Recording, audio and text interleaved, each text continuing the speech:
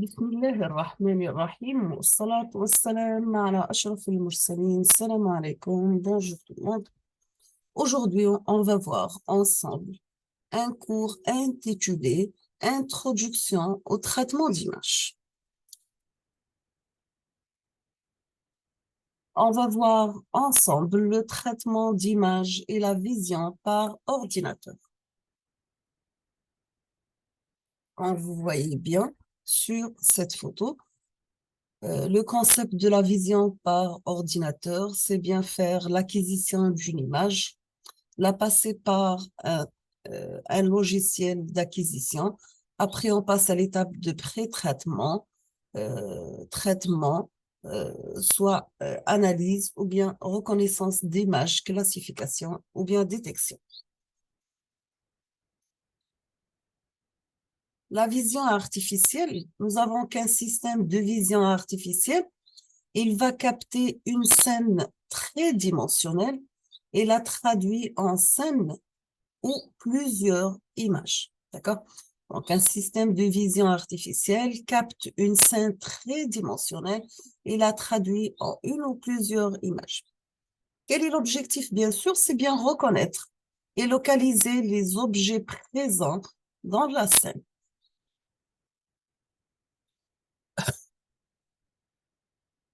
On désigne l'ensemble des opérations sur les images numériques qui transforment une image en une autre image. Voici un exemple d'amélioration de contraste d'une radiographie de la cage thoracique.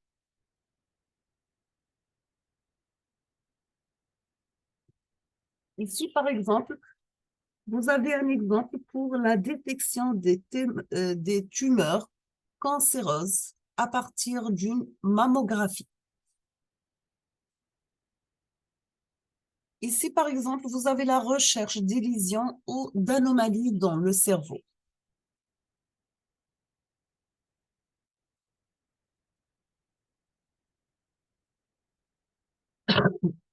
Comme exemple, vous avez aussi l'amélioration d'images due à une dégradation inconnue.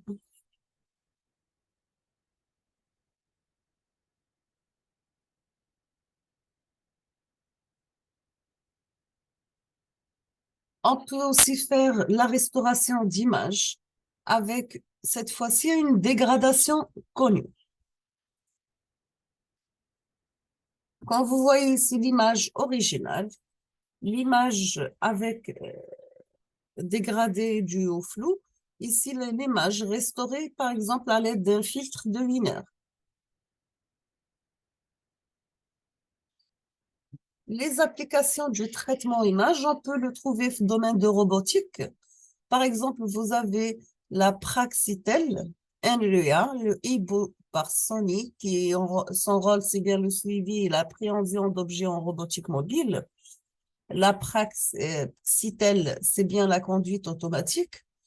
Euh, le but, c'est bien sûr faire éviter des obstacles, une reconstruction en 3 dimensions, l'environnement non structuré, l'hostile, le temps réel primordial. On peut le trouver aussi sur le contrôle industriel pour détection de défauts, vérification de structure métallique des sièges auto par radiographie X. Donc, on peut le trouver dans un environnement bien maîtrisé. Télédétection, par exemple, l'extraction automatique du relief à partir d'images satellites, radar à synthèse d'ouverture. Donc, le domaine d'environnement. La surveillance du trafic routier, l'exploration des fonds marins pour des gros volumes de données, tant différés possible. Un système à base de traitement d'image, nous avons toujours une scène. Après, on passe au codage et compression, la transmission. On peut faire amélioration et on termine avec décodage et restitution.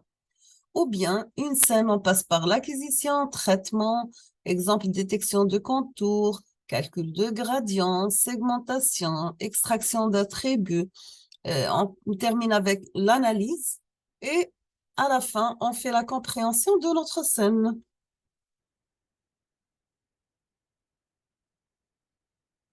Quelles sont les difficultés du domaine de traitement d'image? C'est bien la variation naturelle dans une même catégorie d'objets. Exemple, maison, chaise. Deuxième problème, c'est bien la grande quantité de données à traiter. Par exemple, des images faible résolution, noir et blanc d'une résolution de 128 par 128, de taille 16 kilooctets. Images haute résolution, couleur, par exemple 512 par 512 fois 3, donc 750 kilooctets. Des images à partir des caméras numériques 2592 par 1944 pixels, donc à peu près de 15,1 mégaoctets. Pour mouvement, ou bien des vidéos de 30, la taille, elle est à peu près de 22,5 mégaoctets.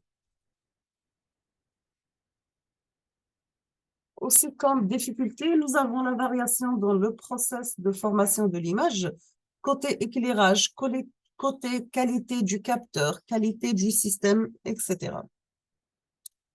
Dans notre cours, nous avons normalement les chapitres suivants, le plan de notre cours. Nous avons chapitre 1, une introduction au traitement d'image, chapitre 2, le filtrage, chapitre 3, détection de contours, chapitre 4, c'est bien les morphologies mathématiques, chapitre 5, images, couleurs et texturées, chapitre 6, c'est la restauration d'image, chapitre 7, la compression d'image, 8, reconnaissance de forme, 9, recalage d'image. On va commencer par chapitre 1, l'introduction.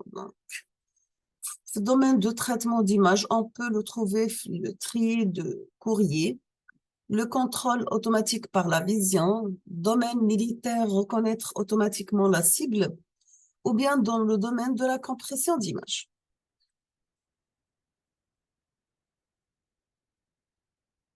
Deuxièmement, on va voir des notions élémentaires concernant MATLAB. Donc, c'est un langage de programmation de haut niveau. Il a une structure de base à base de matrices.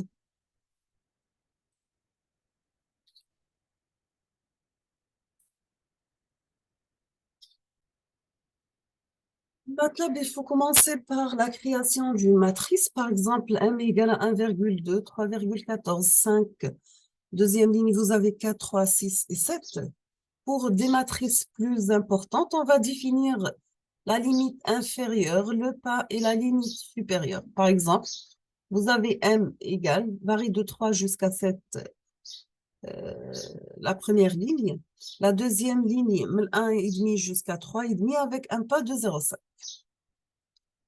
Quels sont les principaux intérêts de MATLAB? C'est bien la manipulation directe des matrices sans passer par la manipulation des composantes.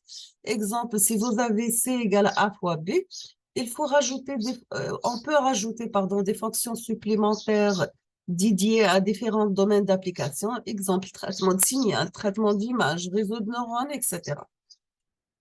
Donc, on fait ça à travers des boîtes à outils ou bien ce qu'on appelle les toolbox. Vous avez aussi, pour écrire un programme MATLAB, il suffit de placer les instructions dans un fichier portant l'extension .m. Il est conseillé de commencer chaque programme par des lignes suivantes. Close all pour fermer toutes les fenêtres. Clear, effacer toutes les variables.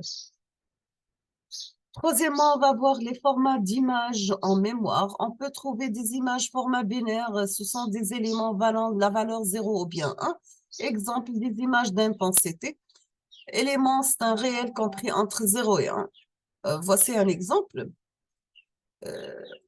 Ou bien, on peut travailler avec des images couleur rouge, vert et bleu, red, green et blue. C'est bien la superposition de 3 couleurs de base. Exemple, représenter une image couleur par 3 matrices où chaque matrice correspond à une couleur de base.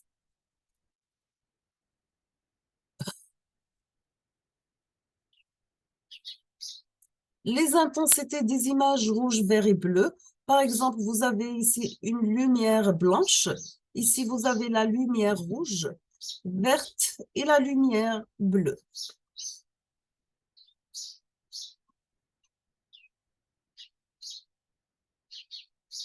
Nous avons notre mode de représentation d'image, c'est bien le mode HSV. Donc, voici la lumière blanche, image de teinte H, image de saturation, image d'intensité. Les images couleurs indexées, donc c'est un schéma d'une image indexée. On passe quatrièmement à la numérisation. Nous avons que la numérisation, c'est la conversion du signal électrique continu dans l'espace ou temps et en valeur en un signal numérique discret, donc pour obtenir tout simplement notre image numérique.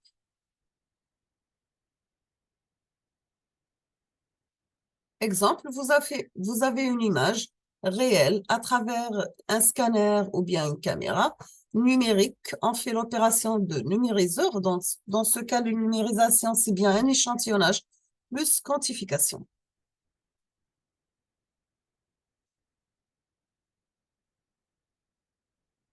Le but, c'est bien chercher pour numériser une image, c'est combien d'échantillons nous avons besoin. Pour la quantification, combien de niveaux discrets sont satisfaits, sont suffisants pour couvrir la plage de l'image en bits. Et nous avons aussi quelle est la forme des pixels utilisés. Et si par exemple, vous avez un signal continu, donc pour une chaîne de numérisation d'un signal temporel monodimensionnel, vous avez le signal continu comme référence. Vous avez besoin d'une période d'échantillonnage. Après, vous aurez votre signal échantillonné, donc c'est l'étape numéro 1. L'étape numéro 2, c'est faire la quantification, ici par exemple en 4 niveaux. Troisième étape, c'est le codage, 4 niveaux pour avoir une image à 2 bits, donc 10 bits 1 et 2.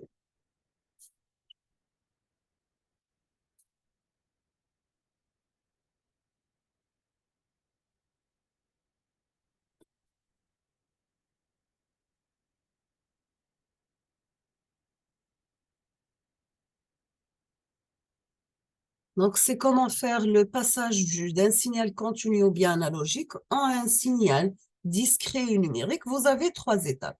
Vous devez commencer par l'échantillonnage. Donc, c'est l'évolution du signal suivant la dimension T, par exemple, dans notre cas, c'est le temps, est représenté par un nombre fini de ces valeurs. Les valeurs du signal sont prises régulièrement à des périodes d'échantillonnage TE. La quantification, vous avez que l'amplitude du signal échantillonné est représentée par un nombre fini de valeurs d'amplitude, ou bien ce qu'on appelle les niveaux de quantification. Et vous terminez avec le codage, c'est bien. Les niveaux de quantification sont codés sous la forme d'un mot binaire sur k bits. Dans ce cas, vous aurez de la puissance k niveaux possible. Le cas des images, c'est bien sûr que vous avez les images sans des signaux de dimension. L'échantillonnage se fait selon les dimensions spatiales x, y et non pas selon le temps comme précédemment. Vous avez aussi que le nombre de niveaux de quantification de la luminance est généralement de 256 et chaque niveau est alors codé sur 8 bits, ce qu'on appelle un code binaire naturel. Par exemple, ici vous avez une quantification. La plus petite unité, l'image, on appelle un pixel. Vous avez la visualisation ici, par exemple, un pixel sur 3 bits. Vous aurez un codage binaire de votre image et vous faites le stockage des données obtenues. Toujours une image numérique, elle a une largeur et une hauteur. Par exemple, I, c'est l'indice de la colonne. G, c'est l'indice de la ligne. G, c'est l'indice de la ligne.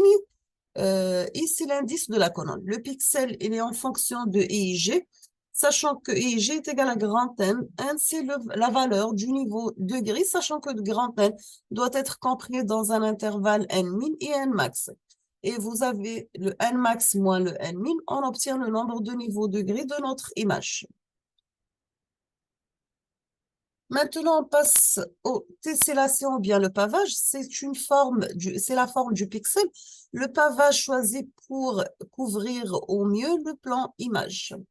Le pavage est donc une partition du plan image qui, une fois discrétisée, résulte en maillage qui représente la grille d'échantillonnage.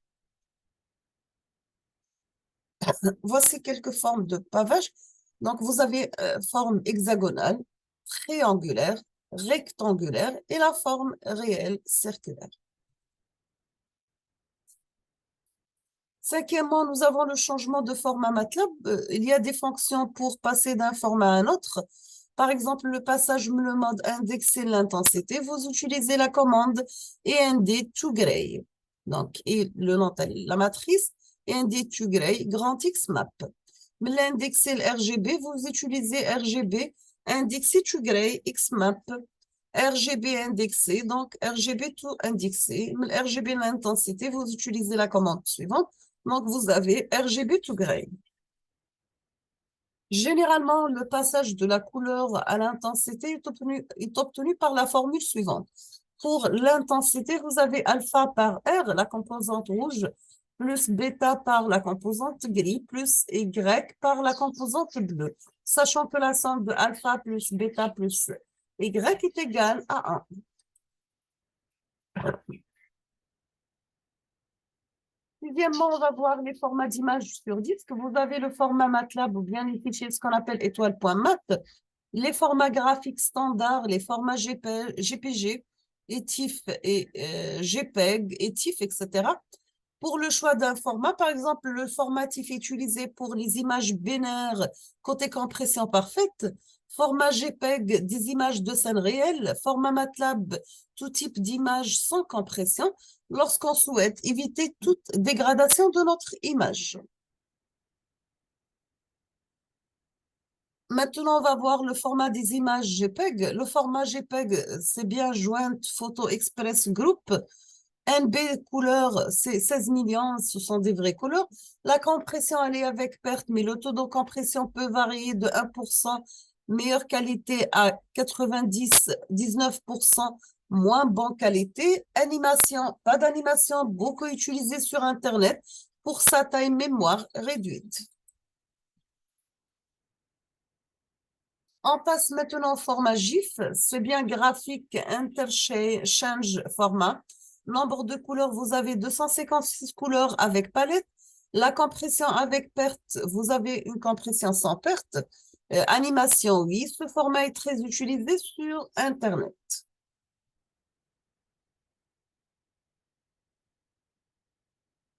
Comme titre d'exemple, vous avez le négatif d'une image. Ici, par exemple, je vous donne un exercice et on vous demande d'écrire un programme qui lie une image couleur au format JPEG, puis à convertir en image d'intensité, visualiser cette image, ensuite reconstruire le négatif de l'image, l'inversion du niveau d'intensité et visualiser votre résultat. Septièmement, on va voir l'analyse élémentaire d'histogramme. Ici, vous avez une image de 256 par 256 pixels, codée chacun sur 8 bits. Donc, on a calculé l'histogramme de l'image. Donc, c'est la population de pixels pour chaque niveau de gris, variant de 0 à 55.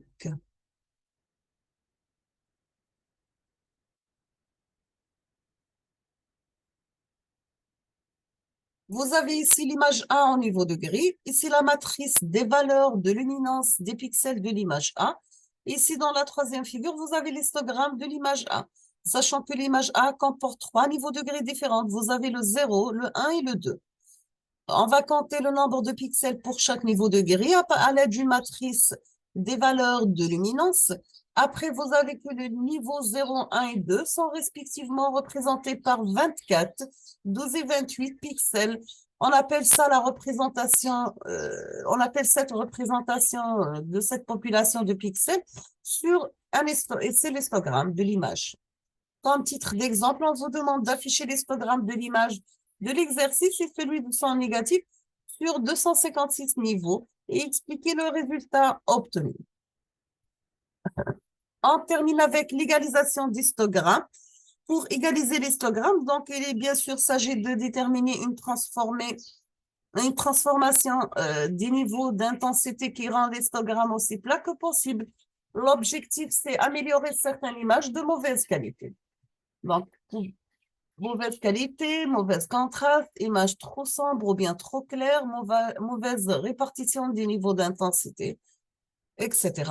On s'arrête ici aujourd'hui, on termine la suite dans la prochaine vidéo, Inch'Allah. Merci pour votre attention.